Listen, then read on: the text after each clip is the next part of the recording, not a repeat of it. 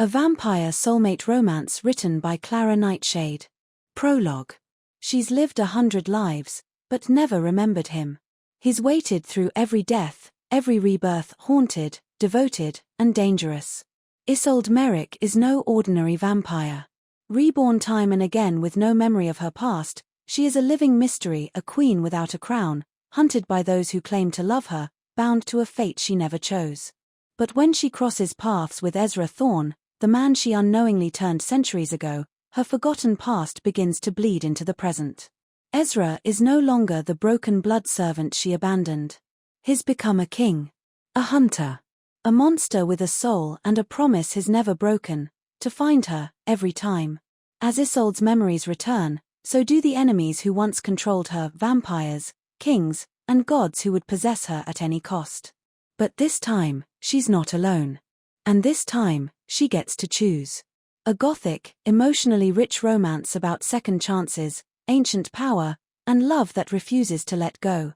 Chapter 1. The Blood in the Marble. Verse less, 1873. The rain traced long silver threads against the carriage windows, blurring the flicker of gas lights outside into watercolor ghosts. I pressed my forehead against the cold glass, watching the reflection of a woman I did not know. Skin as pale as paper, lips stained like crushed plums, eyes strange, silvery blue things that caught the candlelight with an eerie luminescence. Beautiful, yes, but in the way of something preserved in ice, detached, hollowed. Carolina Whitmore, the driver had called me, a name the convent sisters whispered with hushed reverence. A girl pulled from the banks of the Seine 2 months ago, throat torn open, heart beating still. A miracle, they had said. I wasn't so sure. The ache in my chest had not ceased since my awakening. It was not pain exactly, more like the feeling of something being unfinished, a thread pulled to taut, a song that ended before its final note. The carriage jerked to a stop outside the Palladium Brewer, a towering structure of ash-gray marble and black raw iron, its balconies carved with rose thorns and saints with weeping eyes. I stepped down into the street without waiting for the footman. The scent of wet stone and fading incense met me. Verse less always smelled like that grief wrapped in old prayers. And then I saw him, standing beneath the archway, half in shadow, half lit by the flickering sconce light. A tall man in a charcoal coat with storm-dark hair curling at his collar. His gloves were black leather, his mouth a cruel line of restraint. But it was his eyes that seized me, obsidian, catching fire at the edges. I knew that face. I did not know why. Miss Whitmore, he said, voice like velvet dragged through gravel. Welcome back. I blinked. Do I know you? He tilted his head slightly. You did. Once. The world lurched. I reached for the marble balustrade, steadying myself. Then who are you? He paused. Then, Mr. G. I was once in your service. A lie, my mind screamed. No man with a voice like that had ever served anyone.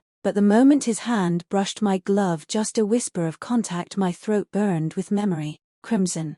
Screams. A boy with tear-streaked cheeks cradling my body in the dark. Fangs piercing skin. Salt and iron. I stepped back. His smile didn't reach his eyes. You were injured. Terribly. The order found you drifting near death.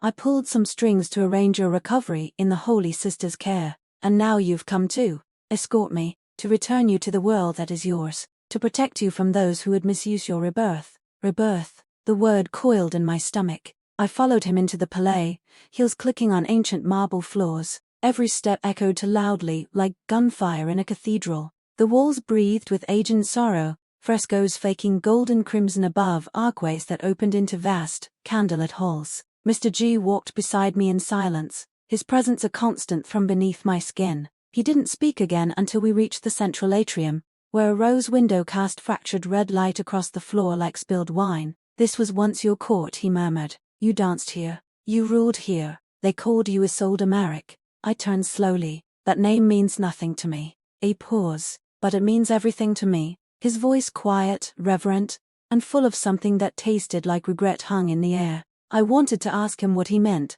what I had done to merit such devotion from a stranger, but I could not summon the courage. Not when I could see, just beneath his perfectly still exterior, a storm barely leashed. You died, he added after a moment. They all thought you'd gone for good, but you came back. You always come back. The words chilled me. Always? It's not the first time, Isolde. My breath caught. He watched me closely, as if weighing my soul with every glance. There are those who wish to chain you again. The Duke, the Boy King. You don't remember them yet, but you will. I've kept them at bay for now, but they are watching. They want what you are, what you hold. And what do I hold?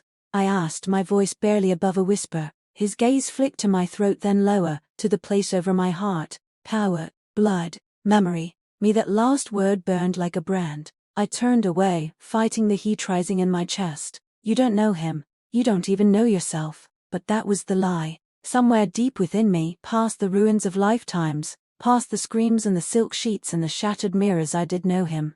I had loved him once, and perhaps I had destroyed him too. The guest chamber was drenched in crimson velvet and shadows. Moonlight filtered through the gauze curtains, fractured by the stained glass lattice. I sat at the edge of the bed, fingers trailing along the embroidery of roses and thorns stitched into the duvet. Even in this opulence, I felt out of place, like a ghost returned to a house that had already buried her. As Renaud, Mr. G had withdrawn shortly after our arrival, leaving me in the care of silent servants who moved like echoes. A fire crackled low in the hearth, but the warmth did not reach me. Nothing did, not really. I ran a hand across my bare arm, pausing at the place just above the crook of my elbow where the skin bore no scar, but remembered pain. That phantom burn, the sense of someone else's lips on my wrist. Blood. The whisper came from nowhere and everywhere. You fed him. I stood sharply, nearly knocking over the silver brush on the vanity. My breath came fast, and the air thickened like smoke. The mirror across the room shimmered, and for a moment,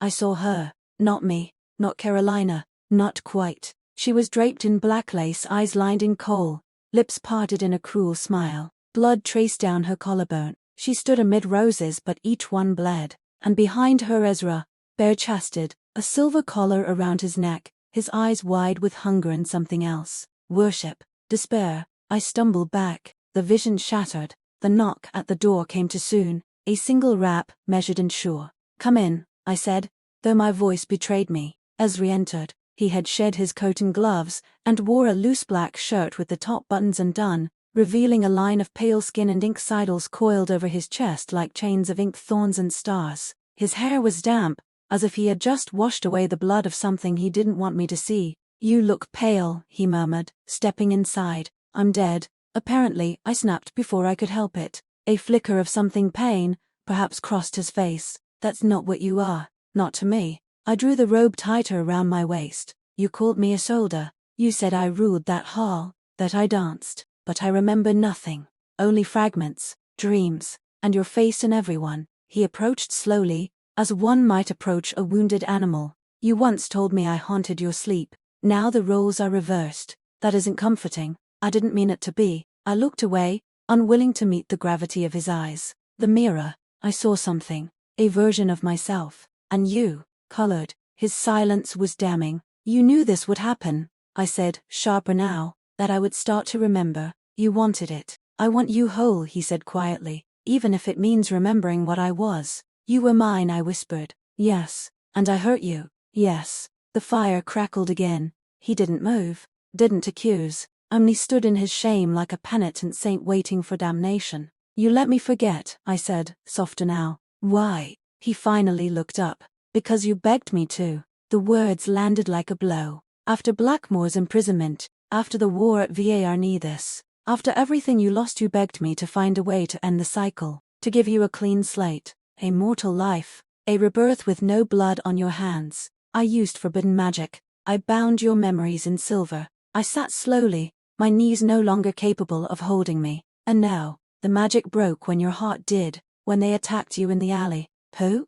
Wool serpents, baited by cruelty, the Duke's bets. The name struck me like rot beneath perfume. Hadrian Blackmore. "I killed them," I said slowly. "Yes, but I died too." "Yes, and you turned me." The words trembled as I said them. He nodded once. "I didn't want to, but you were slipping, and I couldn't lose you again. You didn't ask." His voice cracked. "I didn't need to." I stood then, fury blooming hot in my chest. "You brought me back into this nightmare. You decided for me. You touched my mind, erased it, played God and still call it love." He said nothing for a long moment. "Then I don't call it anything anymore. I just endure it." The silence yawned between us like a chasm. I could hear the sea in the distance, crashing against invisible clefts. A city below slept, unaware that monsters argued beneath a crystal chandelier. "I want to leave," I said, voice hoarse. He didn't flinch. "Then I'll take you. You'll let me go?" His gaze was steady, but something in him withered.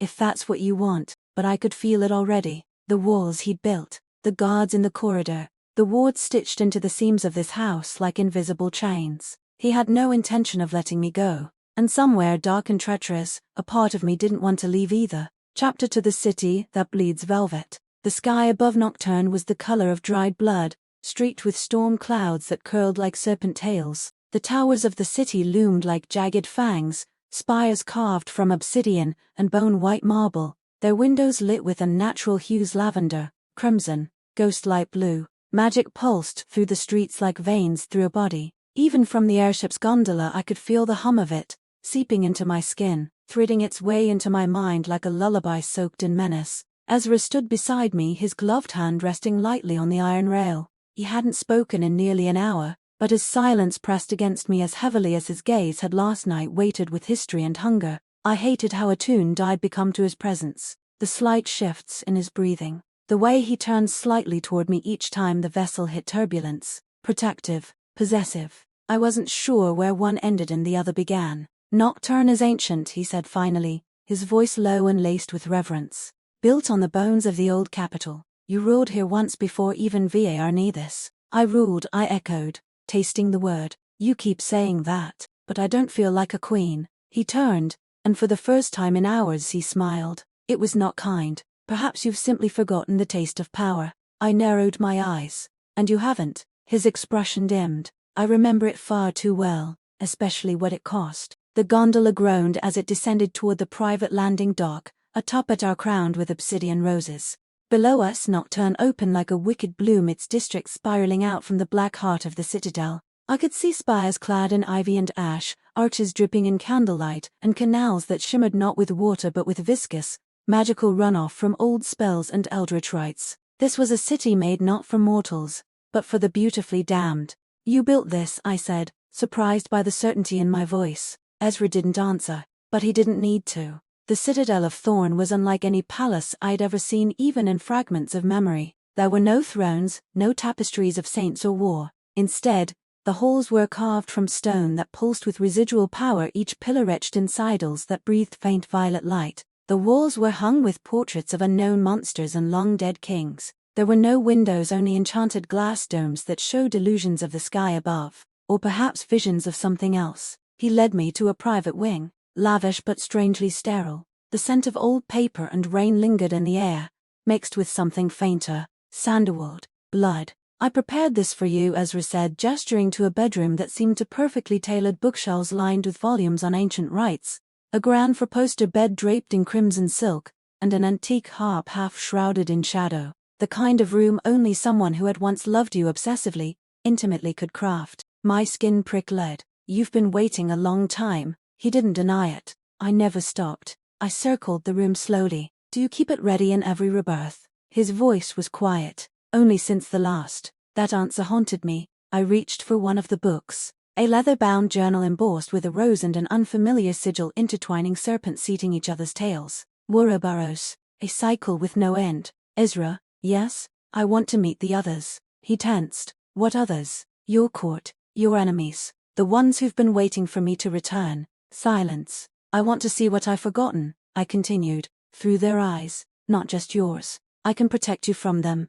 "I don't want protection. I want the truth." Ezra's gaze darkened. "You'll regret asking for that." "Perhaps," I said, "but I need to choose what I regret." That evening he brought me to the Velvet House, a former opera hall turned political parlor. Candles floated along the ceiling in elegant spirals, and the guests below sipped from crystal flutes filled not with wine, but with shimmering reed ichor. Vampires, hunters, far a few monstrous silhouettes half veiled in illusion. I felt them all turn toward me. Ezra said nothing as he led me into the heart of them, his hand at the small of my backlight, but inescapable. They parted for us like smoke before a flame. Whispers followed in our wake. "The Queen returns." Ezra's consort, the Reaper's daughter. A boy stepped forward then, his face too beautiful to be anything but crafted. Skin like porcelain, hair silver gold, eyes glinting with malice beneath the charm. He wore military regalia softened by lace royalty parading as elegance. Carolina, he said with about a deep to be sincere.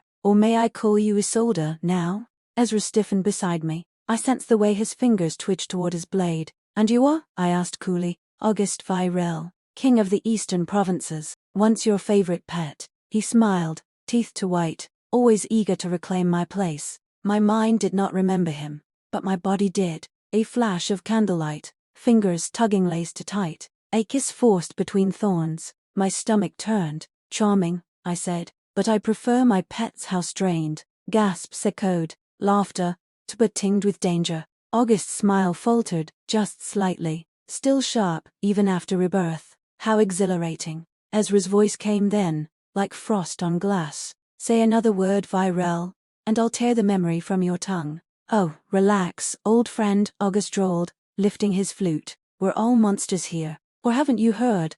That's what makes us divine. I stepped between them. No, that's what makes us tragic. The room fell silent, and for the first time I felt it. Not power, but fear. They feared me, and I wasn't sure I liked what that meant. The dream began with breathless silence, thick, humid, and pregnant with dread. I stood barefoot on the obsidian shoreline of a sea that pulsed like a sleeping animal. Its waves shimmered not with moonlight, but with something darker, iridescent, sickly. Veins of red throbbed beneath the surface like blood vessels too large for the skin of the world. A ship waited in the shallows, a towering vessel carved from black wood and bone, sails tattered but billowing without wind. The name burned along its side in letters that twisted and writhed Prometheus. My hands were stained crimson. I didn't know why. Then I heard it, a voice, not quite a voice, a hum that vibrated in my skull, in my teeth, behind my ribs. Come back to me, daughter of blood. You are the lock. Here's the key. I turned and saw the sea split.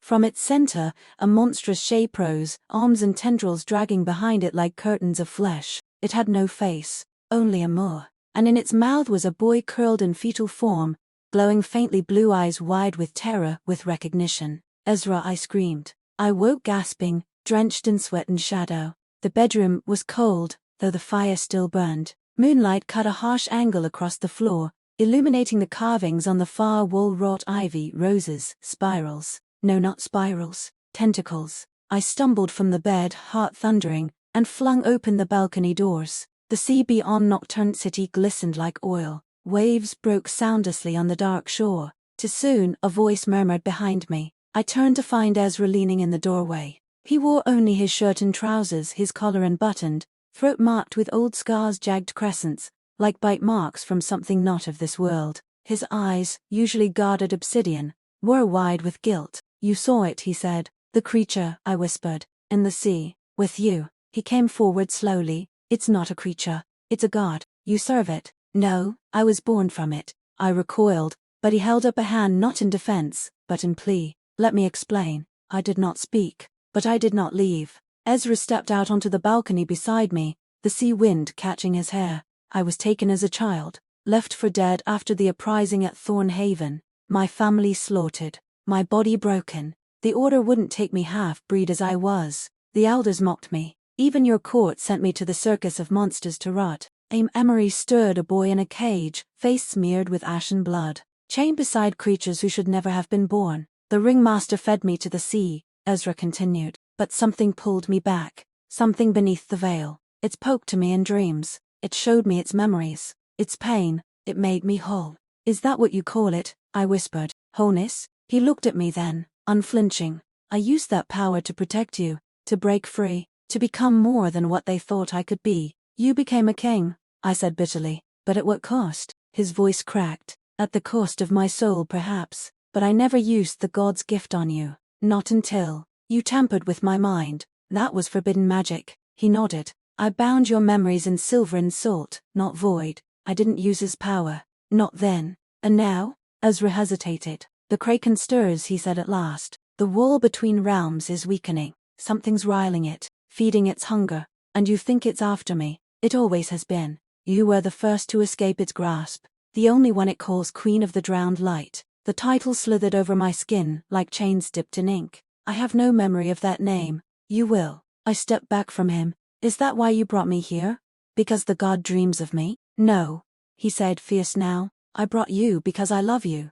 Because despite everything, despite what I am, I still remember the girl who kissed me in the rain the night the city burned. I remember the woman who made me believe I was more than a monster. I faltered. Say it, he said. Say you don't feel it too. I opened my mouth, but a horn blared in the distance. Harsh. Metal. The kind used to signal war. Ezra turned toward the tower. They found it. Found what? The first kraken spawn, near Wraith Marsh. He grabbed his coat, his weapons. His eyes no longer pleaded. They blazed. You said you wanted truth, he said. Come see the sea's truth. Come with me. To fight to God. No, he smiled grimly. To stop becoming one. And God's help me, I followed. Chapter 3 The Hollow Sea. Wraith Marsh did not welcome the living.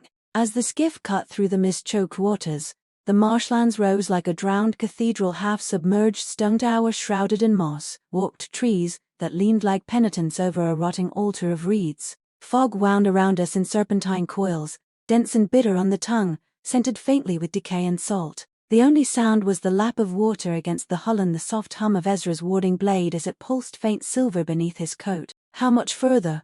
I already sensed the answer. He stood at the bow, his silhouette stark against the pale lantern light. Closer than it should be. I stared into the gloom. Shapes stirred beneath the surface, long, slick movements, too large for fish. Once, the marsh had been sacred ground, a place of dreams where the dead passed in silence. Now it roiled with something far older, something hungry. The spawn surfaced 2 days ago, Ezra said, voice low. It tore through the Argerudant scout vessel near the altar ruins, left behind a field of bone and bloodless corpses. No survivors. My throat tightened. Why come here then? Because this is where it started. Where you started. He didn't turn to look at me. This was the first place your blood woke the sea. A flicker of memory surged, my hands gripping ancient stone, a wound weeping light, the sound of distant bells swallowed by waves. I couldn't be sure if it was true or another echo the dreams had stitched into my mind. You should have told me, I said, that this place was tied to me. I wanted to spare you, he murmured. You keep saying that, I snapped, standing. Spare me, protect me, preserve me. I'm not glass, Ezra. No, he said, finally turning. You're a mirror, and I'm terrified of what I'll see in you. The skiff ground to a halt against a half-submerged dock, the wood slick with algae-dried blood. Ezra leapt down first, offering me a hand. I hesitated, then took I this grip, cold but grounding. We walked together through the mist. Each step into Wraith Marsh was like peeling back layers of time. The trees had faces carved by mad monks or walked by eldritch winds. It was impossible to say. Old shrines jutted from the muck, their offerings long since consumed by rot, and always, beneath our feet, the tremor of something shifting far below. This was a pilgrimage site, Ezra said quietly, before it was forbidden. Before you. He stopped. Before I what? You came here once, he said, voice hushed, to beg the drowned god for death. I turned sharply. And it refused me? It wanted you, loved you, in its way, offered you power instead. My heart beat louder than the wind. And I refused? No, you took it, then sealed it away. I stepped forward, boots sinking into damp moss. Why would I come back then? Why would it want me now? Because the seal is breaking. We reached the ruins of a once grand amphitheater, now collapsed into the marsh. Stones were warped, glyphs scorched, the altar half submerged. Fog curled through the arches, thick and cloying. Ezra unsheated his blade. A silver longs were fetched with exorcist runes, and a chain wound down the hilt, linking it to a charm at his wrist. Stay behind me. Don't you dare tell me to hide, I said, stepping up beside him. He didn't argue. Then the fog parted and it was there, the spawn, not a beast, a child of something worse. It stood 15 feet tall, its skin an tapestry of flesh and coral, veins bulging with ichor. Its eyes, clusters of them, blinked in impossible rhythms. Its limbs were long and jointless, ending in hooked barbs that scraped stone as it moved. It paused, and looked directly at me. Then it spoke, not aloud but inside my head, 1,000 whispering voices layered into one. Mother, she has come back to bleed. We remember the salt in her sorrow. I staggered, the air thickened, my knees buckled. Ezra moved fast, between us, blade up. The spawn hissed, but it wasn't rage. It was recognition, and then it attacked. Ezra's blade met flesh with a burst of light. The creature shrieked, recoiling. Acid splattered the altar stones. He moved like fire through smoke, fluid, relentless. Aid answer forged in violence. But it wasn't enough. The spawn was not flesh alone. It was dream, memory, hunger, It struck Ezra with a psychic scream, and for the first time, I saw him falter, clutching his head, blood trailing from his nose. No. I cried, and something broke inside me. A scream clawed from my throat, not sound but force. The runes around the altar blazed, the water boiled, the spawn reeled, and in that moment I remembered, not everything, but enough. The night I drank the sea, the vow I made, kneeling in the blood-warm tide, the name the drowned god gave me, Bride of the Abyss. I stood at the center of the altar, my hands slick with memory and power. The air crackled not with lightning, but with something older, the language of the sea before speech, before light. The spawn writhed before me, flailing with limbs too long for nature, its voice a chorus inside my skull. You are the door, you are the flame beneath the tide, you are the salt in the wound that never heals. Ezra staggered to my side, blood trickling from his temple, blade still clutched in one hand, teeth bared like a cornered wolf. Isolde, he rasped, you have to stop, you're calling to it. I'm not calling, I said, my voice echoing with something not mine, not entirely. It never stopped listening. The glyphs carved into the stone beneath our feet ignited in blue fire. The spawn screeched, its many eyes rolling in ecstasy and pain. Water surged up from the cracks, lifting me from the ground like a bride upon a wave. My feet hovered above the blood-soaked altar. I didn't know how I was doing it, only that I had done it before. Ezra's hand shot out, wrapping around my ankle, not to pull me down, but to anchor me. You're not her, he growled through gritted teeth. Not completely. Come back. I am her, I said, barely breathing. And she is me. With a single gesture, I brought the waters crashing down upon the creature. It shrieked, but the sound was swallowed by the roaring tide I had summoned. Not rain, not sea, but dream water, the essence of the drowned god's realm. It carved through flesh like judgment, burning the eldritch stain from the air. The creature convulsed, limbs dissolving, its skin unraveling into ribbons of ink. Then, silence. I collapsed. The light vanished. The water receded as if ashamed. Ezra caught me before I hit the stones. He cradled me against his chest, trembling, sweat-soaked, eyes wide not with awe but fear. Isolde, his voice broke. What did you do? I stared up at the misted sky, my pulse slow, hollow. I remembered who I was. He held me tighter. Not all of it, I whispered, but enough. Later, in the ruined sanctum beneath the amphitheater, we took shelter. The fire Ezra kindled flickered weakly against damp stone. I sat wrapped in his coat, trembling despite the heat. He paced like a man fighting the ghosts of 1,000 choices. You shouldn't have been able to do that, he finally said. The god's power, it's meant to sleep within me, not you. I looked up. Then why did it answer me? His silence was answer enough. You're not the key, I said slowly. You're the vessel, the blade, the one made to wield it. But I was the first. Ezra turned, fury and heartbreak battling behind his eyes. Don't you see? That's why I wanted to spare you. I didn't want this fate to find you again, and yet it always does. He sank to his knees beside me, hands trembling. If you open that door again, you may not come back. You think I'm obsessed, but it's not madness. It's fear. I watched you die once for this. I won't do it again. You don't get to decide who I become. His gaze lifted to meet mine. Then tell me, who are you? I reached for his hand, held it to my chest. I'm the queen who bled the sea dry, the girl who kissed a boy in chains and called him beautiful, the woman who made gods bend to her but forgot the face of the one who never let go. His breath caught. And now, I'm still becoming. Ezra leaned forward, forehead resting against mine. I don't know how to love you without breaking. I smiled, tired, sad. Then learn how to break beautifully. Outside, the fog thickened once more, but the water was still. For now. When we returned to Nocturne 3 days later, the city had changed. Or perhaps we had. The court met us in silence.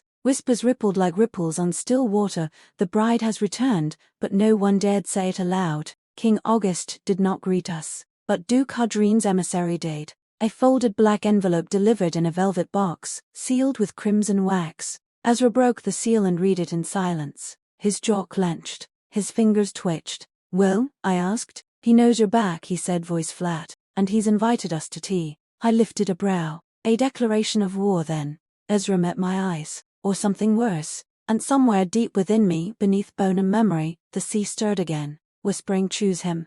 Choose ruin. Either way, you will be mine. Chapter for Blackmore's Garden. The gates of Blackmore Estate loomed like the jaws of a leviathan, iron wrought into arching roses, their thorns dipped in silver. Fog clung to the hedgerows, thick as smoke, as if the land itself sought to forget what had bloomed here. But I remembered. I remembered the scent, jasmine laced with blood. I sat in the back of Ezra's darkened carriage, dressed in black mourning lace, the veil pinned over my face more for his sake than mine. His hand rested on his thigh, twitching every time the wheels hit an even stone. The closer we drew to the estate, the more still he became, like a beast holding breath before the snare. "You don't have to go in with me," I murmured. "Yes," he said without looking at me. "I do. It's not your war. It's always been my war. You were just better at pretending it wasn't." I said nothing after that. The air chilled as we passed under the final archway, carved with runes older than most cities' protection wards, punishment brands, and one I didn't recognize until it pulsed faintly beneath my gaze. Obedience. I had stood here before, naked, bound, crowned in white thorns. Ezra helped me down from the carriage, his hand cold, his jaw locked. The estate rose before us, a manor of alabaster and crimson stone, its walls veined with ivy like veins across a corpse. 1,000 windows watched us like hollow eyes. I could feel them behind the glass. "Let me speak first," Ezra whispered. I didn't promise him that. The drawing room smelled of lavender, lacquered wood, and rot. A fire crackled too warmly in the marble hearth. Gold-flecked wallpaper peeled beneath the weight of age and mold. The curtains were too heavy, the paintings too still. Everything about this place was curated to seem timeless, but I could feel the bones beneath the velvet. This was a mausoleum dressed for tea, and at the center, seated like rot at the heart of a rose, was Duke Hadrian Blackmore. He had not aged. Tall, pale, impeccably dressed in midnight silks embroidered with silver thread, each motif an echo of our shared past. Roses, chains, a dagger through a swan's throat. His hair was snow white, but his eyes burned the same blood red as I remembered, vibrant and inhuman. He stood when we entered, the gestures slow and graceful as a viper's coil. "My darling." Ezra stepped forward before I could. "Speak again, and I will tear your tongue from your throat." Hadrian smiled with all his teeth. "Still playing at night, Ezra? But you forget I raised her." "No," I said, stepping past Ezra. "You didn't raise me. You trained me, like a dog." The words tasted like ash, but I would not take them back. Hadrian tilted his head. "Is that what you remember? How quaint." "I remember velvet collars, perfumed chains, tasks I completed without blinking because you said I was your flawless little blade. I remember waking in a pool of someone else's blood and hearing you say, 'Good girl.'" Ezra's hand moved to his sword. Hadrian raised a hand, calm. "If you came to seek revenge, I suggest you wait until the tea is served. At least maintain the illusion of civility." I laughed then, not because it was funny, but because it was so perfectly him. A man who could carve an empire out of bones and host tea in the same breath. "You summon me?" I said, voice low. "Why?" Hadrian's eyes glittered. "Because August is planning something." "Of course he is, but not for your crown, for your soul." Ezra frowned. "Explain." Hadrian turned toward the hearth. "He's been consorting with a warlock of the Rosmere Circle, one of those pale little things who once worshipped the drowned god. Before your pet, he devoured half their sect." Ezra's lips thinned. "If August is invoking the Rosmere rites, he wants to awaken the other gates." "Precisely," Hadrian purred. "He's looking for a way to bind the drowned god not just as a weapon, but as a witness, and he needs her blood to do it." My stomach turned. "You let me walk into the velvet house with him," I said. "I wanted to see what he saw in you," Hadrian replied. "And I wanted him to see what I still possess." Ezra lunged before I could stop him. Steel met flesh, but only barely. Hadrian caught the blade with 2 fingers, warded with an unseen charm that hissed and cracked. "Still impulsive," the Duke said, licking the blood from his glove. "Delicious. She taught you that, didn't she?" Ezra's breath was ragged. "She taught me to survive you, and I turned and walked to the painting above the fireplace. It was of me, not Carolina, not the girl Ezra had followed through 3 centuries, but me, Isolde Merrick, clad in violet silk, seated upon a throne of thorns, Hadrian's hand at my shoulder like a blessing or a leash. My face was expressionless, my eyes blank. "I want this place burned," I said softly. "No," Ezra said behind me. "Not yet." "Why not?" "Because what's coming is worse." I turned slowly. Hadrian smiled, as if he had won something. "You always did have the most exquisite timing, my darling. Would you like to know what's waiting for you in the east?" My hands clenched. "Tell me." "A gate," he whispered. "One of yours. Still beating. Still calling." The drowned god was waking, and the war had just begun. The hall of mirrors waited like a wound reopened. Ezra had gone ahead to speak with the guards. Hadrian, with his smug elegance, had remained behind, either knowing or hoping I would wander. The estate knew me still. Its holes whispered in the blood beneath my skin. The floorboards did not creak beneath my boots. The walls breathed when I passed. And here, beneath the rose-glass dome, flanked by mirrors wreathed in rusted silver, I had been made. The scent of iron still lingered. I walked slowly, trailing my fingers along the velvet banister. My reflection split 1,000 ways, each pane catching a version of myself I didn't quite remember. A girl with hollow eyes, a queen bathed in shadow, a monster crowned in bone. At the center stood the dais, circular, marbled with faint grooves, old bloodlines etched by use. Once, this room had been the training hall. No swords, no spells, just obedience. I remembered the first time Hadrian brought me here. I'd been no older than 16, freshly turned, newly adopted. He wore violet gloves that night. Elegant, the kind that didn't stain when he gave orders meant to destroy. "You are my garden, Isolde," he had said, "and I will prune you until you bloom properly." I knelt then, not because I wanted to, but because I thought that was all I could be. The memory struck like cold water poured down my spine. My knees buckled. I sank to the floor. "Is this what you came for?" I whispered to the empty room. "To remind me who I used to be?" "No," came a voice behind me. "To remind you who you chose to be." I turned. Hadrian stood beneath the arch, framed in moonlight. His shadow stretched toward me like a hand. "You always paint yourself as the victim," he said softly. "But you were never weak. You were glorious, ruthless, mine." I was broken, I spat, rising to my feet. "You were powerful." His eyes gleamed. "You made the court kneel. You drank the blood of kings. You whispered lies into the ears of generals, and made them thank you for the poison." I stepped back. "I didn't want that." He followed. "Didn't you? Then why do your hands remember every step of the waltz I taught you?" I didn't realize my fists were clenched until blood ran down my wrist from nails embedded too deep. "You were my reflection," Hadrian said, drawing closer. "The perfect echo. The daughter I created to inherit everything. And even now look how the sea calls to you. You tortured me." "No," he said. Calm as ever. "I refined you. I saw what you could become and freed you from your human softness. Ezra tries to chain you to it again, but you and I both know he's not strong enough to hold what you are." He reached out. I flinched, not in fear, in memory. "Because once, I would have leaned into that touch." "I should kill you," I whispered, trembling. Hadrian smiled. "Then do it, and prove I was right." I raised my hand. Power crackled in my veins. Sea-born magic stirred beneath my skin, ready to erupt. And then, "Isolde." Ezra's voice cut through the fog of fury. He stood at the far entrance, watching. His blade remained sheathed, but the warning in his eyes was unmistakable. Not toward Hadrian, toward me. I lowered my hand. Hadrian laughed softly. "Still playing martyr, Ezra? She'll devour you in the end." Ezra ignored him. He walked to me and offered his hand, not forceful, not demanding, just waiting. I took it, and we walked out together. That night, in our chambers back in Nocturne,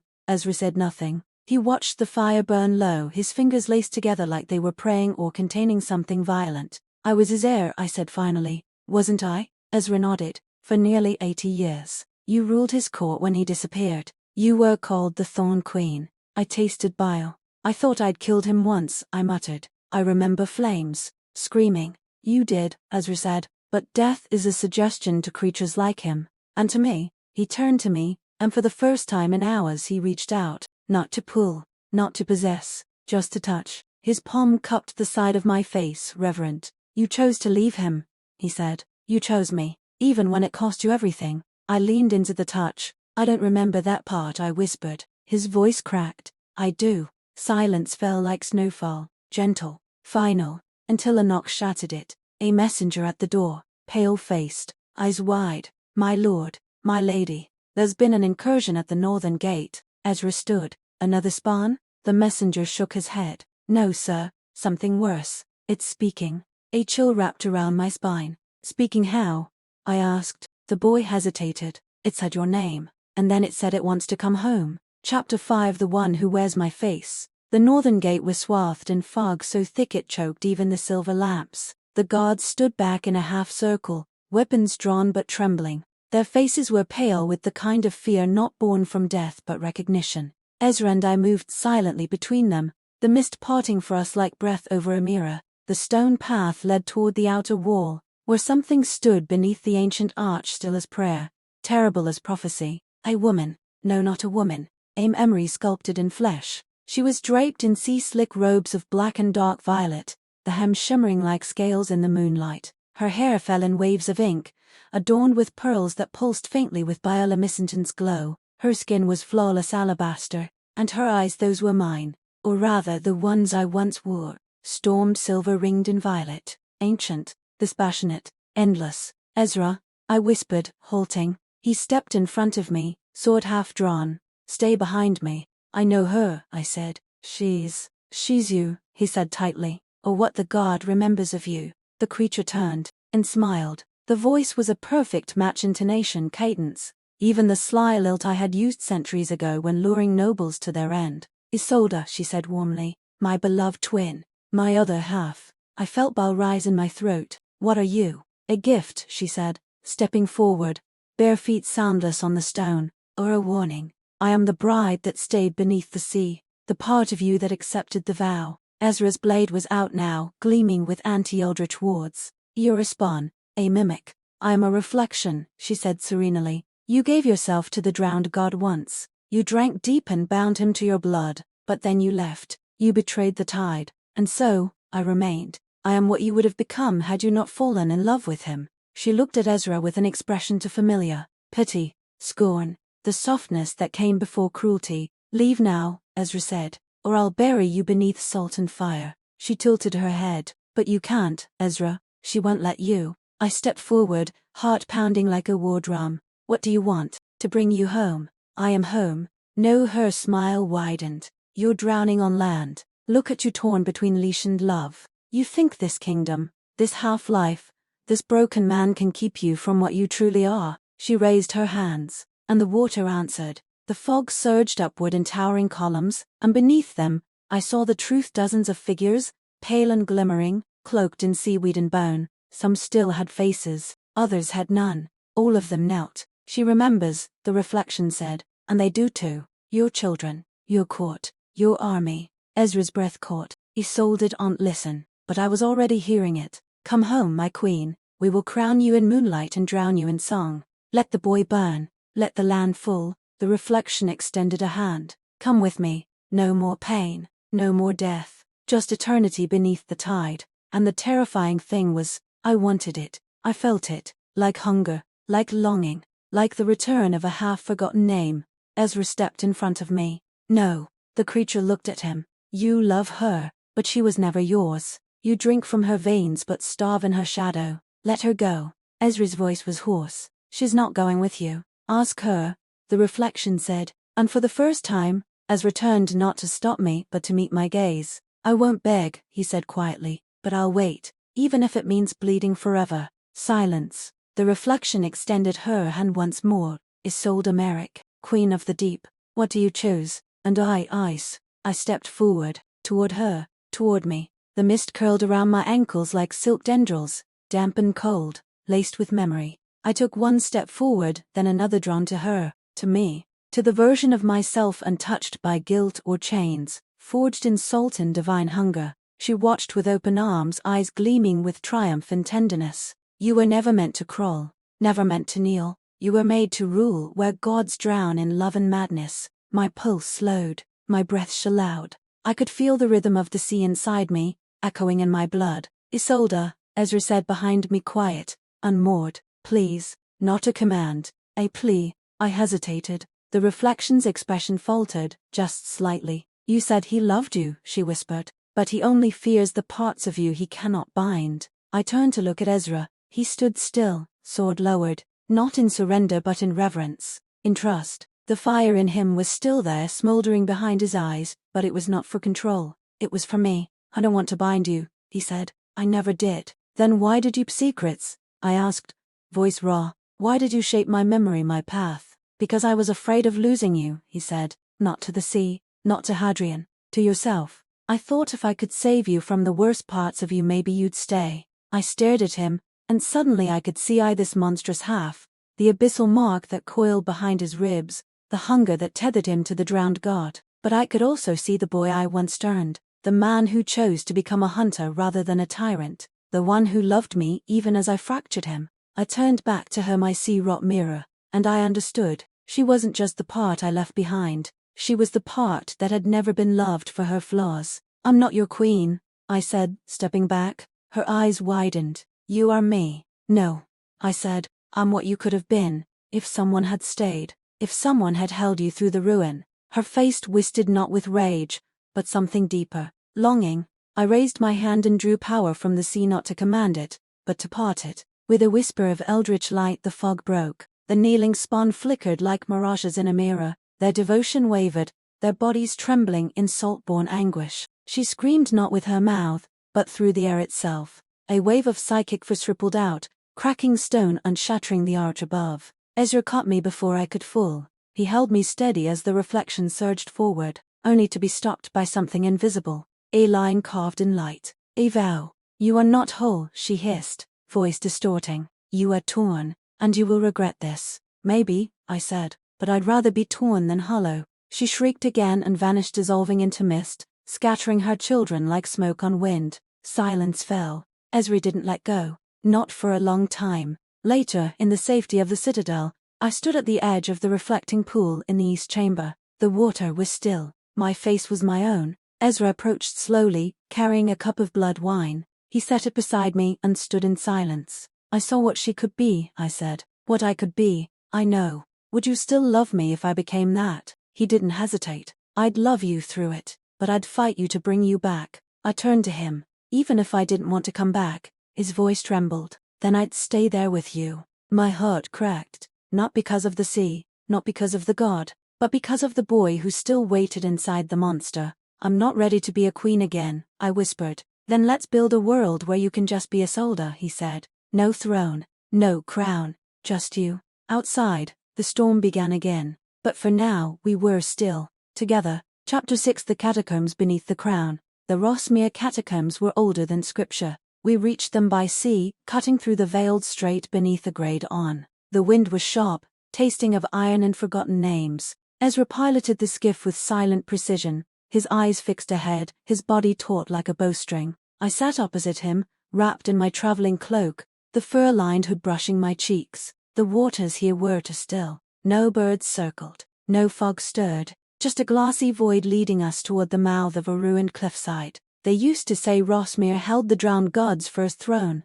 I said quietly, before the sea took it. Ezra didn't glance at me, and before you took it from him. I looked down at my hands. What does that make me? He did look then, the only one who ever made him bleed. We docked in silence. The cliffside temple was half collapsed, black stone carved in spirals and eyes that stared even in ruin. Symbols of the old cult remained, crescent knives, weeping masks, and the ever-present Ouroboros, etched in every arch. Ezra lit a flame beneath his collarbone, a hunter's trick, eldritch resistant fire woven with salt and star iron. It cast long shadows as we stepped into the earth. The descent began. The first corridor was narrow, lined with alcoves where effigies once stood. Most were gone now, burned or shattered, but a few remained. One, draped in sea-pearled veils, still bled water from its mouth. Another held a broken heart in its skeletal hands. This place was a sanctum, I murmured, touching the wall. They didn't just worship, they bargained. Ezra scanned ahead with a silver-burnished dagger. Rosmere was where the cult began using blood to seal divine memory. They tried to contain prophecy in flesh. I turned. You're saying they made people into vessels? He nodded grimly. That's what August is doing. He's not trying to summon the god. He's trying to become him. I staggered, because I'd seen it, once briefly. In the dream, August's face, pale and wet, crowned with tentacles of smoke, eyes weeping black ichor. But he's not a blood heir, I whispered. He was never meant for that kind of power. No, Ezra said, but you were. And he thinks if he binds himself to your bloodline, he can claim your place. I said it aloud. Dread bloomed in my chest like a dark rose. He wants to be king of land and sea, Ezra muttered. Even if it kills you. We descended deeper. The air grew heavy, tasting of mildew and ash. The walls pulsed faintly with lingering energy, old rites clinging to stone like echoes. Then we found the sanctum heart, a circular chamber, carved from obsidian and bone. The ceiling opened into a void where light did not reach, and at its center, a stone altar covered in fresh blood. Ezra froze. It's recent, he said. Within the last night. I moved toward it, heartbeat sharp in my throat. The symbols carved into the altar weren't Rosmir's original glyphs. These were Nua Cruda, etched with rage. August doing, I said. He's already begun the rites. Ezra swore under his breath. There was something on the altar, a strip of white silk, stained with reed. I picked it up slowly. It was a bridal veil. My throat tightened. There were words carved into the stone beneath it, not glyphs. Language. Let her remember what she abandoned. Let her wear the veil again. The sea is patient. The sea is endless. A sound behind us. Ezra's blade was out before I could blink. We're not alone. Shadows rippled in the doorway, figures hooded in bone-white robes, faces veiled, their hands bore knives curved like sickle moons, eyes glowed behind the mesh. Rosmir cultists, still alive, still worshipping, still waiting. And they were here for me. It turns out, cultists are remarkably silent when they descend on you with crescent-shaped daggers. Like, Olympic-level quiet. No muttering incantations. No villainous monologues. Just a perfectly synchronized glide into the sanctum like murder-synchronized swimmers in robes, with the collective emotional range of a tax audit. There were 5 of them, 6 maybe, but who's counting when your ex-blood servant turned vampire king is drawing a flaming blade, and the air smells like wet salt and intent to kill? Ezra shifted in front of me, a shield of simmering tension and black leather. His stance was measured, but I didn't miss the twitch in his wrist, the tell that he was restraining something primal. I should have been terrified. And okay, yes, I was. A little. But more than that, I was exhausted. Deep bound, soul-wrinkling exhausted. Because beneath the ritual daggers and fish scale embroidery, these people weren't just a threat, they were a reminder. A physical manifestation of every bad choice I'd ever made. Every rite I'd ever dared to perform. Every power is seductive. Let's explore this ethically ambiguous path decision that now literally wanted to cut my throat. The first cultist lunged. Ezra moved faster. The clash of steel on silver cracked through the chamber like gunfire. I backed against the altar because of course the haunted bloodstone murder slab was suddenly my best tactical cover, and tried not to step in the very fresh, very suspicious blood circle someone had lovingly carved around it. 2 more cultists circled wide. One moved left, cutting off my exit. The other, taller and probably named something like Severin or Mordric or Jonathan, stepped toward the altar. His knife glinted with runes I recognized, Rosmir's soul-binding script, which meant if he touched me with it, I was going to be spiritually shackled to a dead god for eternity, or something equally romantic. I really don't want to stab anyone tonight, I said, holding my hands up in what I hoped was a disarming, "Don't kill me, I'm charming" gesture. But I will, if you keep trying to harvest my divine blood like it's on clearance. The cultist didn't respond. Just tilted his head and whispered something in a language I didn't quite understand, but my bones did, my skin did. It felt like pressure behind the eyes, like falling asleep underwater with your lungs half full. Behind me, Ezra was an absolute whirlwind of controlled rage. One of the cultists screamed. Another fell with a gurgle. Blood slicked the floor. The walls throbbed faintly, responding to the magic being used. The temple, it seemed, was very much awake and just a tad into blood sports. The taller cultist lunged. I ducked left, snagged the edge of the altar, and used it to pivot around just in time to avoid being impaled. He missed, overcorrected, and I drove my elbow into his throat with more force than finesse. He stumbled. I reached for the dagger at my thigh, a gift from Ezra, etched with abyssal runes and probably, like slightly cursed, and slashed across his arm. He screamed, mostly in shock, and dropped his knife. Maybe next time, I muttered, try a flower offering.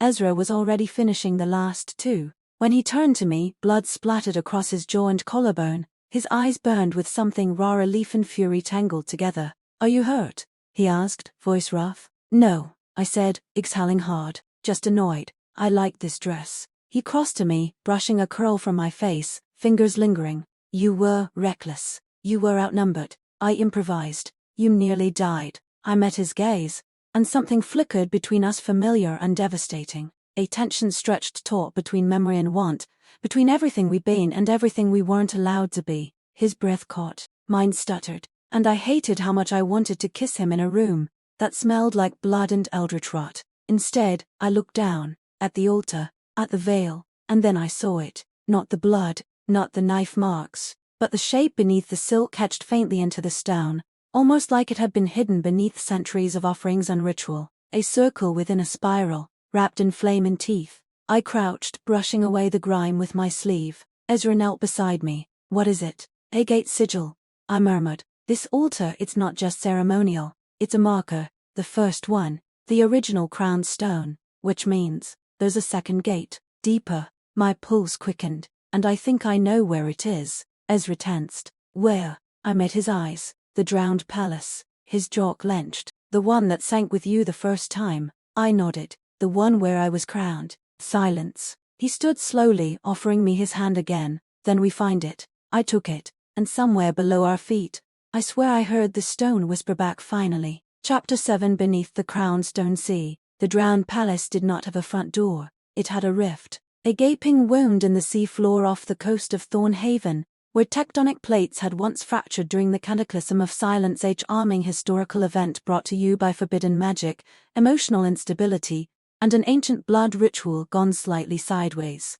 According to the Argent Order's restricted archives, which Ezra may or may not have stolen with the help of a morally flexible librarian named Brielle, the palace was swallowed whole more than 3 centuries ago, along with its queen. We reached the drop point just before dusk. The sky was a smoky mauve, veined with golden clouds. The sea glistened like it was holding its breath. Our transport and order submersible dubbed the Obsidian Finch waited just offshore, hissing and humming like it had secrets. It smelled of salt and ozone and vaguely burnt copper, which, as it turns out, is just the standard scent profile for anything infused with abyssal shielding. You're sure about this?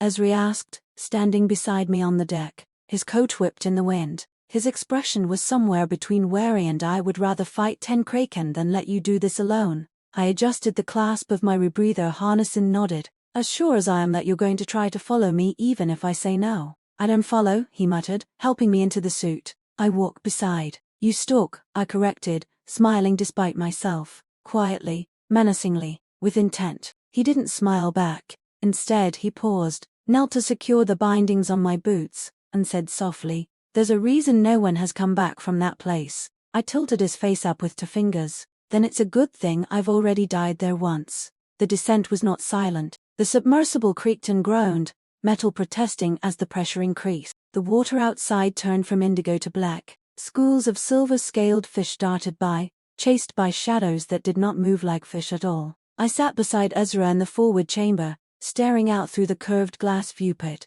Beyond us, the sea was a cathedral, endless, dark, sacred in the way of things that do not need to be understood to be worshipped. This place remembers, I whispered. Ezra didn't look away from the water. So do you. And he was right. I could feel it building beneath my skin, those splinters of the girl I had been. The queen who had stood beneath a ceiling of sapphire glass, her crown forged of coral and sorrow. The woman who had offered herself to a god, not for power, but because she had believed that love meant surrendering everything, even herself. I had been wrong. We breached the rift at midnight. The palace rose from the depths like a skeleton wrapped in silk, its towers collapsed and reaching, windows shattered but glowing faintly from within. Seaweed coiled around its archways like ivy. Statues of long-forgotten nobles stood guard at the outer halls, their faces eroded by salt and time. And at the center of it all the crowned stone spire, the throne room. Ezra and I suited up and exited the vessel through the flooded lock. The water wrapped around me instantly, cold and electric, but I didn't sink. The magic in this place recognized me. I drifted down with Ezra beside me, our lamps illuminating only fractions of the ruin. As we crossed the threshold, a pulse echoed through the sea, a ripple, faint but distinct. The gate had felt me. We entered the throne room through a collapsed arch, pushing past torn silks and sunken chandeliers. The floor was cracked marble, the pillars bore carvings I didn't remember, but my hands did, and the throne itself half shattered, grown through with coral stood in the center like a monument to grief. I walked toward it. Ezra followed, slower. "Something's wrong," he murmured. I stopped at the base of the dais. "Ezra," I whispered, "that's not the original throne." He looked up sharply. "What?" "It's a decoy." And just as the words left my mouth, the illusion broke. The water twisted, the floor beneath us vanished, and the gate opened. The moment the illusion shattered, everything shifted. 1 second, Ezra and I stood in the throne room of a decayed palace, our boots scraping ancient marble beneath 10,000 tons of water. The next we were falling, not like dream falling or tripping on stairs falling, but like someone had yanked reality out from under us and forgot to install a safety net. The world twisted, water compressed around us like a living lung, and the palace above blinked out of existence, leaving nothing but pressure and darkness. For half a breath I panicked, not in the scream and flail kind of way, but in that very still, very human realization that I had absolutely no control over what was happening, which, ironically, was kind of the story of my afterlife. Then the pressure released, gravity stabilized. I was upright again, standing somehow dry on what looked like black glass. Ezra appeared beside me a moment later, also dry, also upright, also extremely armed. "I'm fine, thanks for asking," I muttered. "I figured if you weren't we'd both be screaming." I scanned our surroundings, and immediately regretted it. The space around us wasn't a room so much as an absence. The sky, or what passed for one, was an endless gradient of twilight, filled with stars that blinked in unfamiliar constellations. Beneath our feet, the floor reflected everything us, the void above, and most concerning lie, versions of ourselves that didn't quite move in sync. Ezra noticed it too. He frowned. "Please tell me that's a magic mirror and not a quantum memory rift." I squinted down. "Given that your reflection just smiled at me, and you haven't smiled since we left the surface." "I'm going with the memory rift. I hate memory rifts," says the man whose entire personality is trauma with a side of brooding charm. He glanced at me, arching one brow. "You think I'm charming?" I didn't answer. I was too busy trying not to panic over the fact that the floor had begun to crack. The first fissure splintered beneath my left boot, spider webbing outward in veins of light. Then another. Then 10 more. The glass beneath us wasn't breaking, it was revealing. Through the cracks, I saw scenes, moments, my past, Ezra's, sometimes both. There I was, bleeding on the altar at Blackmore Estate. There he was, kneeling before the ringmaster, his skin covered in ritual brands. Another shard showed us together, years ago, him curled at my feet as I traced my name into his shoulder with a silver-bladed pen. He had flinched, not because I hadn't looked at his face once. "I think," I said slowly, "we're inside the gate." Ezra nodded grimly. "And it's testing us." "Fantastic. I just love psychological spelunking in cosmic horror architecture." He didn't laugh, but his fingers brushed mine. "Just once. It was enough." We kept walking, each step lighting another shard of memory beneath us, until the glass gave way to sand. Cold, damp, shimmering in shades of blue and gray. The air felt thicker now. Or maybe the weight pressing against my chest was something else entirely. Ahead of us rose a doorway carved from coral and bone. It wasn't threatening. It was beautiful in the way a supernova is beautiful, mesmerizing, and absolutely not survivable. The archway pulsed with faint light, and at its center stood a woman. Naomi. Again, but older, or maybe younger. Regal, wreathed in seafoam and pearls. Barefoot, her eyes glowing with power that hadn't touched a body in centuries. She looked at Ezra first, and smiled, not cruelly, almost fondly. "You never stopped chasing her," she said, "even when she begged you to forget." Ezra's voice, when it came, was quieter than I'd ever heard it. "I couldn't. Even when she erased herself to protect you." He flinched. "Even when she chose death over what you were becoming." He looked at me, not the queen, me, and I felt that look like a current under the skin. "Yes," he said simply. "Even then. The queen, my past self, a fragment of the god's memory, or some cosmic hallucination, turned to me. You think you're better now," she said, "but you've only buried what you were. You drank the god's power, you wore his crown, you loved Ezra because he worshipped you, and you destroyed him because he couldn't save you from yourself." I didn't deny it, because I remembered it now. I had begged Ezra to run the night the palace fell. He hadn't. He stayed and bled for me, and when he lay dying I had kissed him one last time and whispered, "Forget me." "I wasn't ready," I said, "to be loved without losing myself, to love without controlling." The queen nodded, and now, I looked at Ezra, at the man who had followed me into death and out again, who had let me break him, reshape him, and still waited, not because he believed I would return whole, but because he believed I could. "I'm ready to remember," I said, "not as a queen, not as a god, just as me." The queen stepped aside, the archway opened, and beyond its Alton starlight, and a heartbeat that did not belong to either of us. Chapter 8's Alton Starlight. If walking through a portal constructed from eldritch quarrel and god memories had taught me anything, it was this: every time you think you've reached the bottom of your trauma trench, there's a secret hatch that leads straight to another emotional basement. Welcome to mine. The gate didn't open in a dramatic swirl of light or a fiery whirlpool of cosmic energy, which honestly felt like a missed opportunity. It simply shifted, like a curtain pulling back to reveal a theater you had no idea was hiding behind your own ribcage. One moment Ezra and I were standing on dream sand, breathing air that didn't obey the laws of chemistry, and the next we were somewhere else. It took me a second to realize we were no longer underwater, no longer inside a hallucination built from memory and regret, no longer in Rosmear's twisted reflection or the drowned palace. This place, wherever it was, felt real, tangible in the way nightmares never quite manage. The air had weight, like a humid summer night pressed to your skin. The scent was unmistakable to salt, wet stone, and something faintly metallic. Blood, probably. Everything in my afterlife eventually smelled like blood. The chamber was massive, cathedral-sized but stripped of any attempt at sanctity.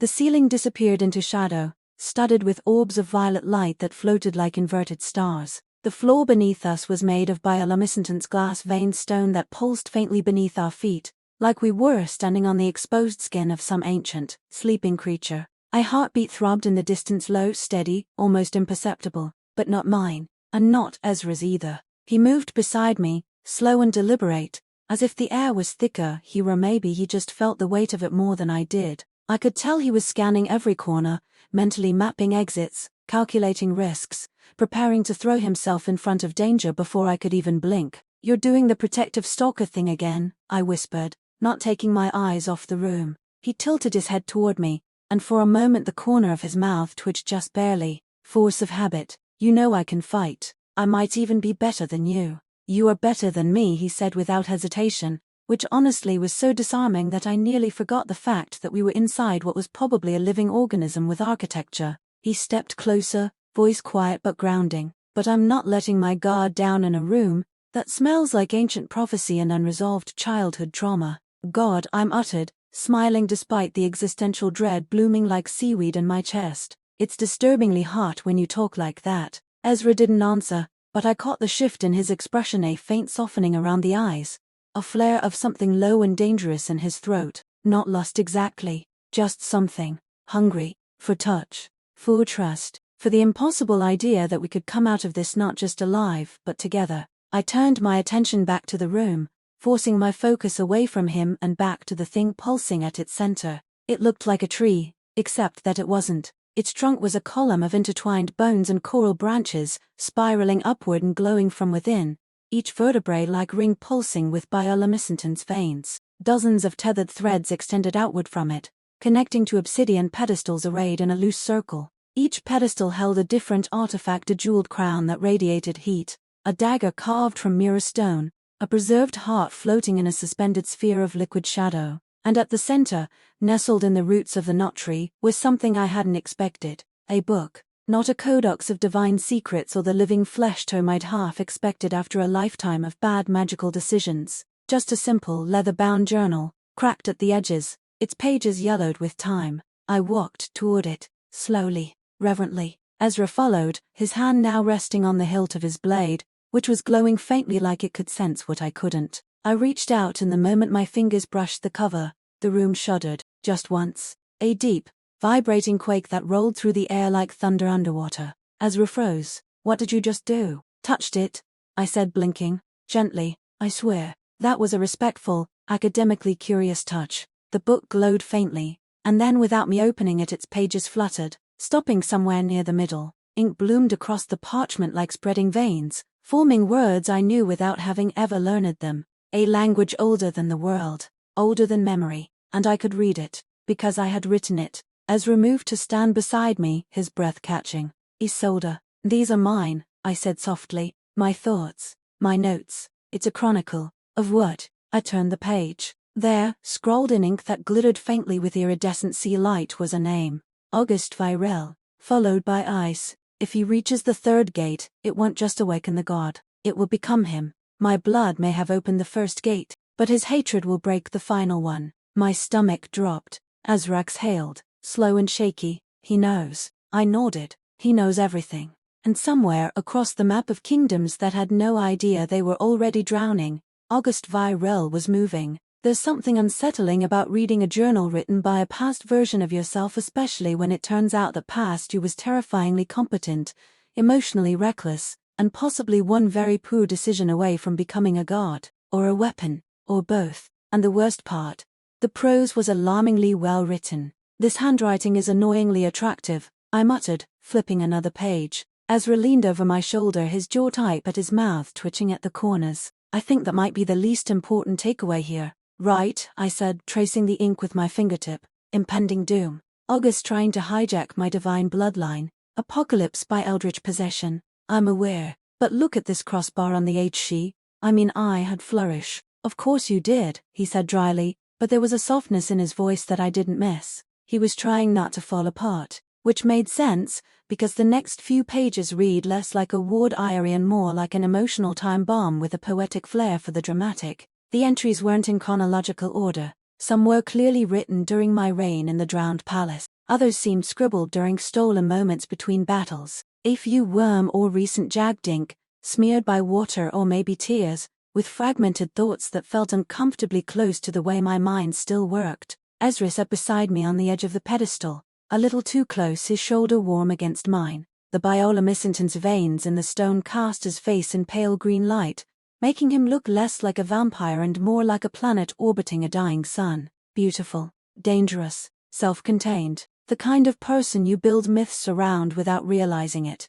You kept notes on everything, he said, flipping to a bookmarked page, even your own corruption. It wasn't corruption, I said quietly. It was desperation, pretending to be clarity. He didn't reply, not immediately, and I didn't push, because I knew that silence knew he was weighing whether to ask what he really wanted to know. He did. Why didn't you tell me about the third gate? I looked down at the entry. It was dated with symbols instead of numbers, each one correlating to a tide cycle rather than a calendar. The language I'd used was intentionally vague, coded not for secrecy, but because even I hadn't trusted myself to write it plainly. It wasn't that I didn't trust you, I said, slowly, carefully. It was that I didn't trust myself. He watched me, not just my face, but the way I held myself. Like he could decode the weight in my spine and the tremble in my hands faster than any book. I could feel the third gate calling, I continued, flipping another page. Even then, the deeper I got into the god's magic, the more it spoke. It didn't demand, it invited. And I was tired, so tired. I thought maybe if I could seal the second gate, the third would stay dormant, but I didn't seal it. You ran, Ezra said gently. I chose to run, which is worse, and I took your memory with me. He nodded. Once. Like it hurt, but the wound was familiar. The journal crackled slightly under my grip, and I realized my hand had started to shake. You were the only person who saw me, I whispered. Not as a queen, not as a god, just me, and I still chose power over staying. That's not something I know how to forgive. He was quiet for a long time. Then what if I forgave you already? My heart, traitorous thing that it was, tripped. And what if I don't deserve it? I asked because I wasn't sure I did. He turned to face me fully. Then I'll wait until you do. Again. It shouldn't have undone me, the way he said that. Like it wasn't a question. Like he would just be there. No matter how many times I cracked the sky. No matter how often I turned myself into someone he couldn't touch. There were 100 reasons not to kiss him. The cult, the gates, the god currently napping under a metaphysical ocean, but none of them won. I leaned in slowly, giving him time to pull away. He didn't. When our lips met, it wasn't explosive. It wasn't desperate or cinematic or star-crossed. It was quiet, grounded, the kind of kiss that said, I know you, still. The kind that forgave things we hadn't yet said aloud. When we broke apart, his forehead pressed against mine, breath warm and uneven. I almost said I love you, but I didn't, because he already knew. Instead, I reached back for the journal, flipped to the final page, and there, beneath a hastily drawn map and a line of coordinates, were 3 words written in my handwriting, in blood-red ink. He opened it. Ezra's breath caught. I didn't look at him. I didn't need to, because we both knew what that meant. The third gate wasn't a threat. It was a countdown. And August Virel had just started the clock. Chapter 9. A clock made of flesh. The moment we breached the surface, I knew something was wrong. It wasn't the sky, although that would have been a solid guess, considering the violet tint hanging over the horizon like an oil slick, and the fact that the sun, which, last I checked, was supposed to be a singular, moderately dependable celestial object, appeared to be shimmering with concentric halos. A fun new addition to the apocalyptic bingo card. But no, it wasn't the sky. It was the quiet. No birds. No creaking docks. No soft murmur of sea wind dragging its fingers through the streets of Nocturne City. Just silence. Cold and complete and clinical. The kind of silence you hear in labs before something catches fire. or explodes. Ezra stood beside me on the prow of the ship, eyes narrowed, shoulders drawn tight beneath his coat. He wasn't speaking, which was fine because neither was I. We were both too busy listening to the world not make a sound. "Is it me?" I said finally. "Or does it feel like the entire city has been put on mute?" "It's not you," he said. Then after a beat, added, "This is wrong. It's like something suppressing the sound waves themselves." "Great," I muttered, rubbing my temple. "We're living inside a cosmic noise-cancelling headphone." "Except we didn't put them on," he replied, already moving to the gangway, every movement radiating urgency. We disembarked into the outer harbor district which, under normal circumstances, was a bustling mess of steamships, hunters, smugglers, spice vendors, rogue alchemists, and highly suspicious blood wine summoners. Now it was deserted. Crates lay abandoned, doors hung ajar, not a single soul in sight, until we turned the corner. The creature, if it could still be called that, stood half submerged in the canal, staring upward like it was trying to remember how the stars worked. Its body was vaguely humanoid, though humanoid was really the most generous possible term for something that looked like a sculpture made by someone who had heard of human anatomy, but never actually seen it. Skin too smooth, limbs slightly too long, no visible mouth, just eyes, dozens of them, swirling in its chest, arms, and face, all blinking in slow, asynchronous patterns. Ezra reached for his blade instinctively, and I grabbed his wrist before he could draw. "Wait, it's one of the corrupted," he said tightly. "I saw something like it during the Thorn Haven raids. It's not attacking yet." We watched as the creature tilted its head, like it was listening to something just below the surface of thought. Then it opened its mouth, not visibly but psychically. The air didn't ripple, it shivered, and then it spoke, not aloud, not in language, but directly into the space where thoughts live. "She has come home. The gate is open." All tides returned to her. Ezra flinched, his hand clenched around the hilt of his blade, but gods help me, I stepped closer. The creature looked at me, and in that moment I realized what it was. Not a threat, not a weapon, a messenger. "Where's August?" I asked, not sure if I was speaking aloud or mentally. Didn't really matter. The creature blinked,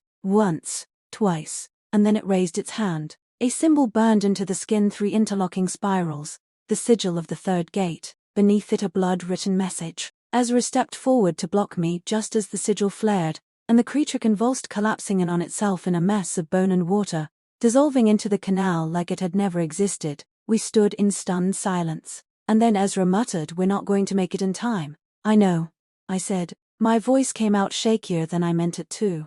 "But we have to try." Inside the citadel, the court was already in chaos. The air was thick with tension and the faint coppery tang of fear. Vampires don't panic easily, but when magic starts rewriting the fundamental laws of physics, even the most elegant elder gets twitchy. Reports were reaming in from the outer provinces, sleepwalking nobles waking up soaked in seawater, infants born with webbed fingers, silver weapons rusting overnight, and everywhere the same sigil scrawled on walls, skin and stone. Ezra's advisors argued in clipped, rapid-fire tones, tossing around terms like containment threshold and dimensional bleed and drowned guard awakening protocols, which was honestly impressive, considering no one had ever drafted any. While they argued, I sat at the high table with Ezra, flipping through the last pages of my journal. The more we uncovered, the worse it got. August hadn't just opened the third gate, he had offered himself to it. Body, blood, and name. "He's becoming the anchor," I said, nausea twisting in my gut. "He wants to be the god's host, not just its mouthpiece."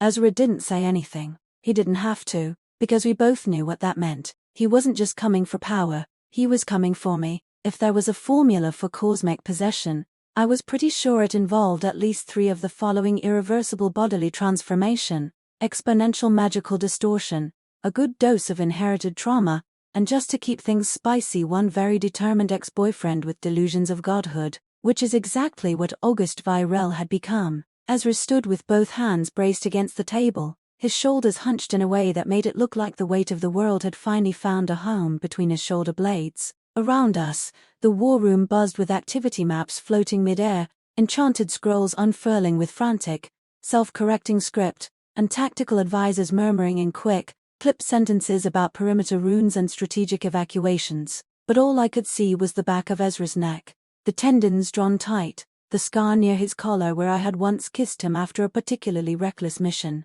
That was the thing about intimacy, it didn't always manifest in grand confessions or epic declarations. Sometimes it was just knowing a person's silences, the slope of their shoulders when they were pretending to be invincible, the way they breathed when they were quietly unraveling. I think I finally understand him, I said quietly, not expecting anyone to hear. Ezra did. He straightened slowly, turning to face me, and there was something unreadable in his expression. Not cold, not angry, just carefully calibrated stillness. You understand, August?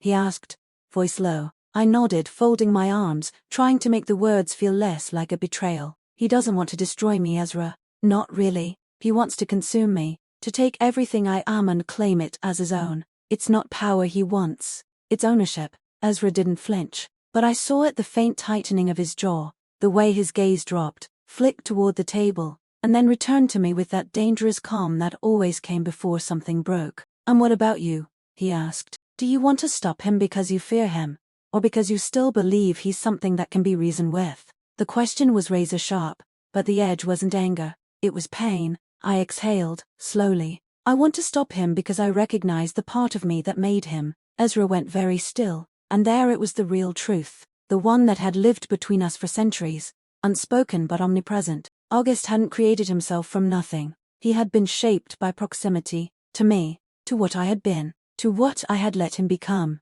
I gave him a taste of power, I said, and then I left him with nothing but hunger. Ezra didn't respond immediately. He moved to the window instead, the late afternoon light painting half his face in amber, the other half in shadow. It was unfair how beautiful he still was in moments like this, haunted and battle-worn, framed by war but still somehow achingly human. You didn't make him, he said finally. He made choices. You didn't force him to worship you. You didn't turn his need into obsession. That's on him. But I let it happen, I whispered, because it felt good to be adored, because I didn't want to be alone, because I was afraid of love, of grief, of you. That last part landed hard between us, heavy as stone. Ezra turned. You were never afraid of me. I looked up at him. Not of you, of how much I wanted you, of what I'd become if I let myself need you too much. He crossed the room into strides, and then his hands were on my face, his touch reverent and angry and desperate all at once. His thumbs brushed my cheeks,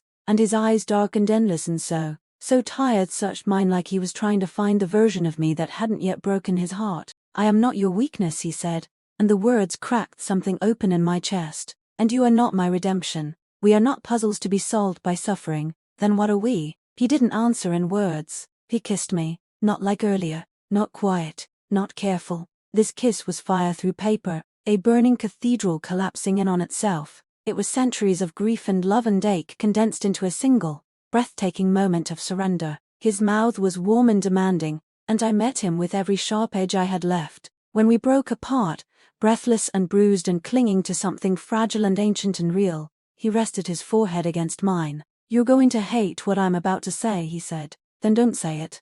I have to, he whispered. There's a way to shut the third gate. I pulled back. What kind of way? He hesitated, and that hesitation said more than anything else could have. Ezra, if you bind yourself to the gate, reverse the ritual, you could seal it again. You created the first tether. You might be the only one who can sever it, but that would. You'd lose your connection to the god, he said. Maybe more. I stared at him. And if I don't? August becomes something we can't kill, and the world ends with a song none of us will remember. I stepped back, the weight of it all crashing down. Sacrifice myself, again, or let him destroy everything. Ezra reached for my hand. There has to be another way, but if there isn't, I want you to know I'm with you, all the way, even if we don't make it. I looked down at our hands, tangled and trembling. I don't want to lose you, I said. You already did, he replied, and I came back. I always will. The room fell silent, not because the war had stopped, but because for the first time, I truly believed him. Chapter 10, A Ritual of Salt and Fire. Preparing to sever a metaphysical bond with an ancient, semi-sentient sea deity wasn't exactly the kind of thing you could learn on YouTube, which was unfortunate, because it turned out the process required an uncomfortable number of ingredients, several borderline heretical magical calculations, and the emotional stability of a monk on a meditation retreat, which, needless to say, I did not possess. We had less than 48 hours before the third gate reached its irreversible threshold. The tides had already begun to rise in unnatural patterns. Coastal cities were experiencing psychic bleed-through, and August, bless his petty little sea-soaked heart, had begun broadcasting eldritch sermons through the dreams of Nocturne's children. And yet, amid the panic and prophecy and rapidly approaching deadline, the thing that occupied my brain the most was him. Ezra, not because he had saved me, although he had, not because he had kissed me like we were both seconds from burning alive, although that had happened too, but because I kept catching him staring at me when he thought I wasn't looking. Not with hunger, not with possessiveness, with grief. "Okay," I said, unrolling the parchment on the ritual days and anchoring it at the corners with 4 obsidian stones, each carved with sidles designed to repel cosmic interference. "In theory, if we align the resonance field around my body at the exact harmonic frequency of the gate, we can force a polarity collapse." Ezra stood beside me, arms crossed, his expression unreadable. "And in English?" "In English," I said, biting the inside of my cheek, "I become a kind of tuning fork, a cosmic one, with teeth. Charming, terrifying, also true." He moved to the other side of the dais, adjusting the ward lines with surgeon-level precision. Despite everything, it grounded me, his presence, his competency, the quiet way he offered stability without ever trying to steal control. It was maddening, and beautiful. "How are you so calm?" I asked, half serious, half exhausted. Ezra looked up, and something flickered in his eyes. "I'm not." Could have fooled me. "I'm not calm," he said, his voice a little rough around the edges now. "I'm waiting for the moment you realize I'm going to try to stop you, and that you'll probably hate me for it." I blinked. "Ezra, I know what you're doing," he said, stepping closer. "You're preparing to walk into a ritual that could erase your connection to magic, or worse. And you think I'm going to just let that happen? You don't have a choice," I said quietly. "Neither of us do." "I do," he replied, holding my gaze. "I always do. That's the point. That's what you taught me." His words caught me off guard, because for so long, I had thought I'd taught him nothing but how to endure me, my shadows, my power, my past. "I taught you to survive," I said. "You taught me to want to survive," he corrected. "You were the first person who looked at me and saw something worth saving, not useful, not powerful, just worth something." I didn't realize I was shaking until he reached out and steadied me.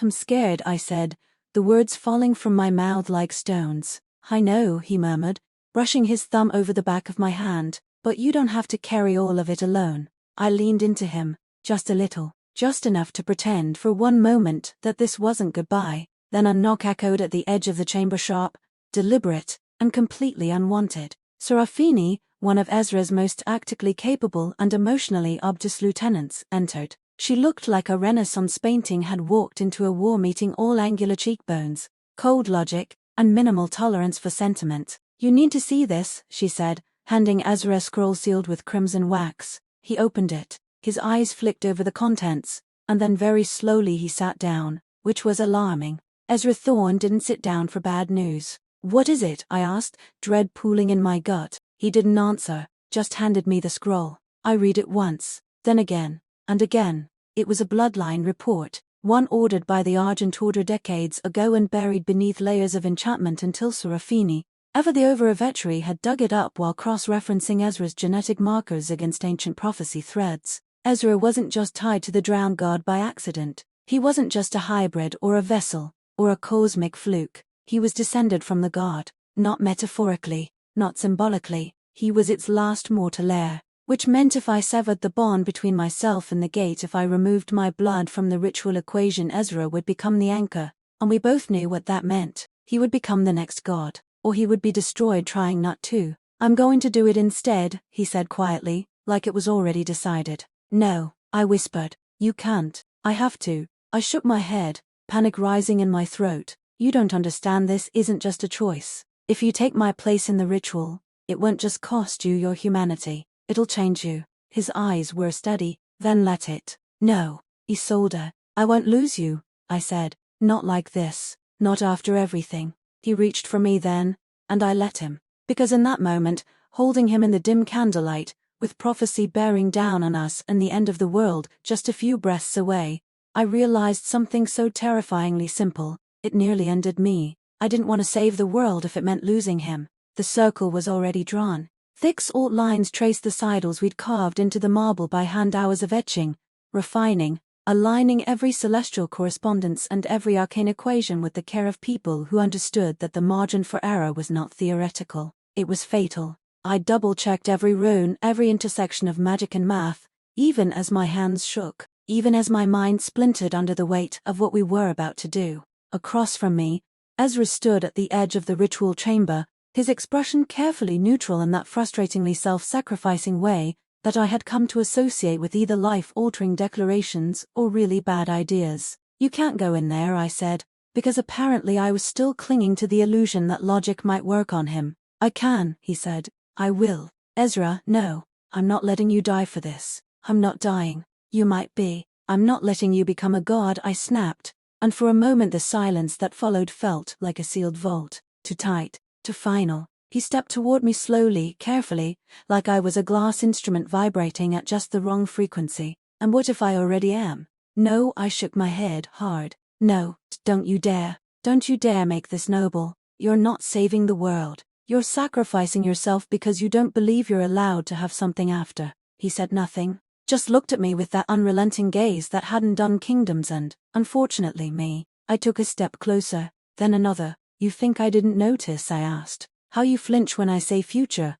How you always talk like this thing between us is borrowed time? You're not cursed, Ezra. You're just convinced love has to come with pain." He swallowed hard. "It always has." "Then let me show you it doesn't have to." The space between us collapsed in an instant. I didn't remember moving, only that my hands were on his face, pulling him down to meet me, our mouths colliding like the world was ending, which, to be fair, it kind of was. The kiss wasn't careful. It wasn't composed. It was a mess of desperation and salt and firelight, and maybe a little bit of blood from where I'd bitten my lip earlier trying not to scream. He kissed me back like he was trying to memorize the shape of my soul, and then he broke the kiss with a sharp breath and whispered, "That's exactly why I have to be the one to do it." "No," I said again, softer this time. "You don't. We'll find another way." "There isn't another way," he said, his voice shaking now. "And if you go in there and something happens to you, if you forget who you are, if the gate takes you, if I lose you again, I won't survive it." "You think I will?"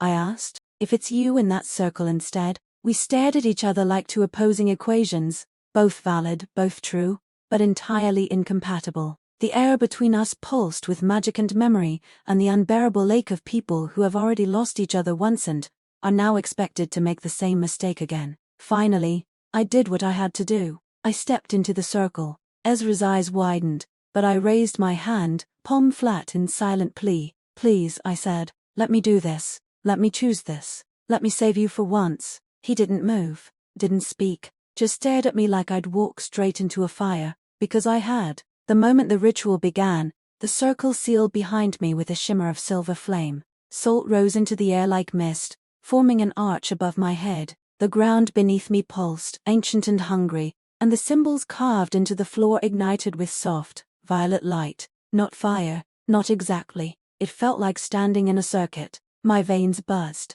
My bones thrummed. I was the conduit. The gate stirred. It didn't roar. It didn't crash. It breathed. And I felt its recognition, its familiarity, the weight of centuries pressing against my spine as if to say welcome back. No, not this time. I reached deeper, anchoring myself in the sidles we'd built, in the magic I'd spent lifetimes mastering. The current of power surged up through my feet, through my ribs, through the spaces where grief had hollowed me out and love had stitched me back together. I held fast, letting it pass through me but not take me. And then, I felt Ezra, not just his presence beyond the circle, not just his heartbeat, although that too, steady and ferocious. I felt his will, his belief in me, tethering me, reminding me that I wasn't alone, that I didn't have to face the god inside me with fear, that I could say no. The ritual reached its peak, the gate screamed, and I screamed back, not in terror, but in defiance. The tether snapped. Magic exploded outward, then imploded, the circle collapsing in a flash of salt and light. When the dust settled, I was on my knees. The gate was gone, the bond was gone, and I was still me. Ezra was at my side in seconds, gathering me into his arms like I was something precious. "You did it," he whispered. I nodded weakly. "We did." He held me tighter, and for the first time in centuries, the silence that followed wasn't empty, it was peace. Epilogue: the world after the storm. 3 months after we severed the gate, the world did what all good worlds do after brushing up against annihilation. It kept turning. The tides stabilized. The blood moons vanished. Babies stopped being born with bioluminescence birthmarks. August Virel disappeared.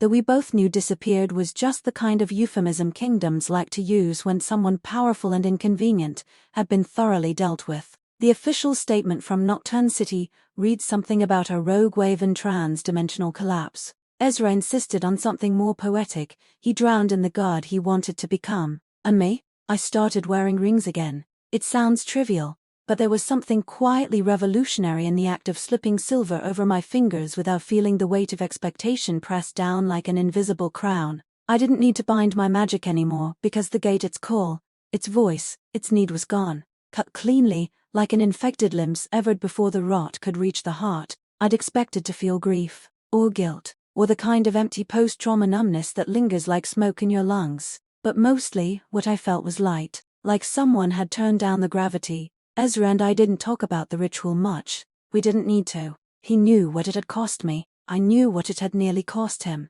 We had both been willing to break for each other, and in the end we hadn't had to. But the willingness, that was the thing that lingered. The knowledge that he would have sacrificed his soul for mine and that I wouldn't have let him. The thing about surviving something mythic is that the aftermath is disappointingly ordinary. The world doesn't send you a thank you card. There's no epic soundtrack. No magical house appears with your name on the deed and a sprawling view of the coast. There's just your life, in pieces, waiting to be reassembled. I started with the greenhouse. Technically, it had once been part of the old palace's alchemical wing, but over the years it had become a sanctuary for wild herbs, spell-failed orchids, and one particularly moody night-blooming vine that refused to flower unless someone read to it aloud. Ezra found me there most mornings. He'd wander in barefoot, hair mussed from sleep, usually holding a mug of tea that he'd brewed to strong and spiced with something mildly unholy, and then he'd lean in the doorway, watching me prune and replant and talk to the dirt like it might answer back.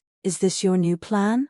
he asked one morning, voice still thick with sleep. "Become a full-time plant witch and ignore your terrifyingly impressive resume." I looked up from the row of lunar basil I was trying to coax into behaving. "I'm not ignoring it. I'm repurpose-swapping." Ezra arched an eyebrow. "Repurpose-swapping?" I wiped my hands on a towel and crossed the space between us. "Think about it. All those centuries building power, unraveling prophecy, surviving a god, it was just prep work for this." "This?" he repeated, lips twitching. "You mean Basil?" "Exactly. You think the world saving was the point? No, it was to earn the right to choose." He was quiet for a beat. Then he tilted his head and said, "And what have you chosen?" I kissed him, just softly. A brush of lips, familiar and new all at once. "You," I whispered. "I choose you." Ezra smiled, and something in me melted, because for once, there was no hesitation in his expression. No shame, no fear. Just a man who had been broken and remade so many times he finally knew what it meant to stay.